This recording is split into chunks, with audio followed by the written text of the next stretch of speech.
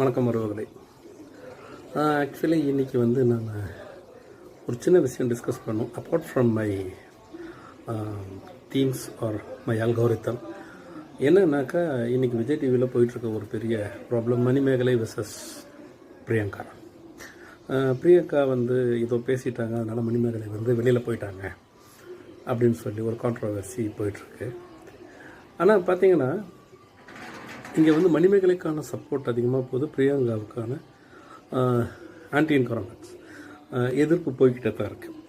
என்ன நடந்ததுன்னு யாருக்கும் தெரியாது, உங்களுக்கும் எனக்கும் யாருக்கும் தெரியாது. ஆனால் நம்ம கொஞ்சம் முன்னாடி ப்ரீவியஸ் போனோன்னு வச்சுக்கோங்களேன்.